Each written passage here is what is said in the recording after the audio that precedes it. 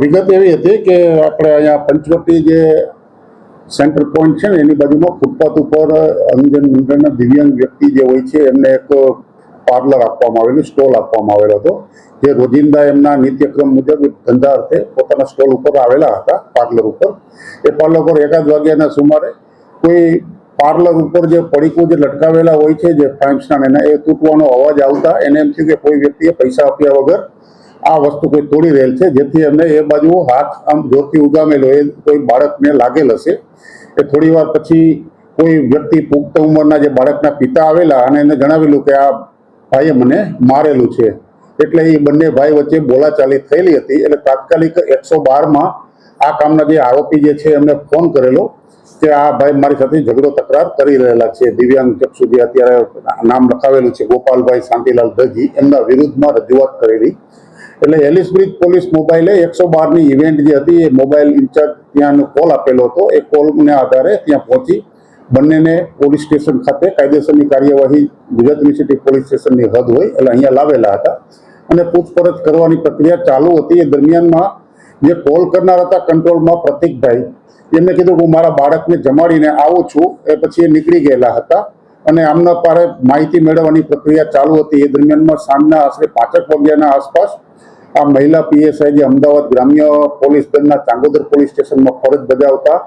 PSI સોનલબેન રાઠોડ જે ફરિયાદમાં જણાવેલ છે એ આવેલા હતા અને તેમને આ જે પ્રજ્ઞાચક્ષુ જે વ્યક્તિ જે છે એમની સાથે અભદ્ર ભાષામાં જે બોલચાલી કરેલી હતી અને જણાવ્યું છે કે તું આટલો પોઠિયા જેવો છે, તને કેમ તું દેખાતો નથી, એમ કરી અને ગળદાપાટોનો માર મારેલ હતો અને જે લાકડી જેવું હથિયાર લઈ લાકડી મારેલી હતી અને ઈજા કરી. એ દરમિયાનમાં સાથેના જે હેડ કોન્સ્ટેબલ જે હતા એમને અટકાવવાનો પ્રયત્ન કરેલો હતો અને એમને સમજ કરેલી હતી કે આ દિવ્યાંગ છે, તમે નથી સમજતા, કંઈ દેખાતું નથી. તેમ છતાં આ મહિલા પીએસઆઈ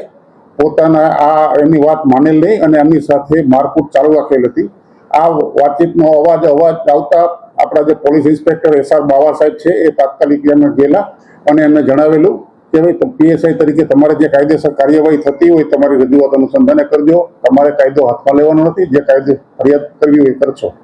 એટલે ત્યારબાદ એ નીકળી ગયેલા હતા અને આ જે પ્રજ્ઞાચક્ષુ જે છે એમને એમના વિનંતીથી એમના પાર્લર ઉપર પોલીસ મૂકી આવેલી હતી અને એમને આ મારકૂટમાં ગળદાપાટુના મારમાં ઈજા થયેલી સંબંધે એમના પત્ની દ્વારા ડોક્ટર જીવરાજ મહેતા હોસ્પિટલમાં સારવાર અર્થે દાખલ થયેલા હતા અને જે MLCની ગુજરાત યુનિવર્સિટી પોલીસ સ્ટેશનને જાણ થતા પોલીસ ગુજરાત યુનિવર્સિટીના હેડ કોન્સ્ટેબલ ઇન્વિયાવાળા ત્યાં ગયેલા, સારવારની યાદી આપેલી હતી અને એમને જે કાયદેસર કાર્યવાહી કરવી જણાવતા એમને લેખિત રજૂઆત આપેલી હતી, જેમને આપણે ગુજરાત યુનિવર્સિટી પોલીસ સ્ટેશનમાં લોકલ અરજી આવક લઈ અને કાર્યવાહી ચાલુ કરેલી હતી. અને ગઈકાલે પણ વાડજ આપણા યુનિવર્સિટીના પોલીસ ઇન્સ્પેક્ટર બાવા સાહેબ એમના ઘરે જઈ અને ફરિયાદ કાર્યવાહી લેવા માટેની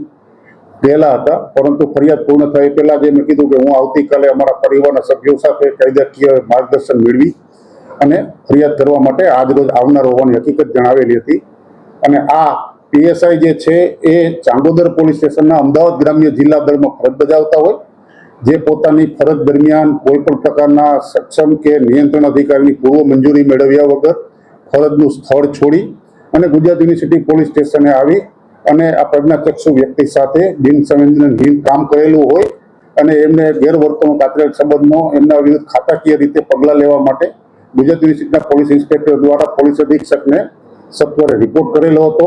અને હમણાં જાણવા મળતી માહિતી મુજબ એમને ફરજ મોકૂફ કરેલાના મીડિયાના મારફતે હકીકત જાણવા મળેલી છે. અને આજરોજ આ ફરિયાદી જે ગોપાલભાઈ શાંતિલાલ દરજી એમના પત્ની સાથે આવેલા હતા, એમના જણાવ્યા મુજબની તમામ ફરિયાદ હકીકત લખી લઈ પોલીસ ઇન્સ્પેક્ટર દ્વારા એમના રૂબરૂમાં ફરિયાદ લઈ દાખલ કરવામાં આવેલી છે. જે BNS તેમજ રાઇટ ટુ પર્સન ડિસેબિલિટીઝ એક્ટની કલમની જોગવાઈ મુજબ પણ આમના વિરુદ્ધ 92A 92B વગેરે મુજબનો ગુનો દાખલ કરેલો છે અને જે કાયદેકીય જોગવાઈ મુજબ એના વિરુદ્ધ આ પોલીસ અધિકારી વિરુદ્ધ કોગ્નિઝેબલ ગુનોમાં સંડોવણી જણાતા જે વિઝિટેશન માટેના ઉચ્ચ અધિકારીને તેમજ સિનિયર અધિકારીને મેસેજ દ્વારા જાણ કરવામાં આવેલ છે અને આ કામે જે પહેલેથી બનાવના ઘટનાક્રમથી લઈ અને છેડા સુધીના જે વ્યક્તિ જગ્યાએ તપાસ કરી અને આરોપી વિરુદ્ધ મજબૂત પુરાવા એકઠા કરવાની તજવીજ ચાલી રહેલ છે. સાહેબ હવેની જે આગળની કાર્યવાહી છે કઈ રીતે કરવામાં આવશે ધરપકડ થશે કે કેમ? આમાં હાલમાં તપાસ આધારિત જે પુરાવા લેવામાં આવી રહેલ છે. બનાવમાં જે હેડ કોન્સ્ટેબલ જે મુખ્ય જે છે કે જેમની હાજરીની અંદર આ મારકૂટ થયેલી હતી, એમના બંનેના હેડ કોન્સ્ટેબલ તથા એના સાથે ઇન્ચાર્જમાં મદદ રહેલા પીએસઓ તેમજ એલએસબી મોબાઈલ જે ઇન્ચાર્જ જે ગાડી લેવા ગઈ હતી એ વગેરેના નિવેદન લેવામાં આવેલ છે અને પુરાવા આધારિત જોગવાઈ મુજબ કાયદેસરની કાર્યવાહી થનાર છે. પોલીસની હાજરીમાં એવો માર મારવો કેસો એ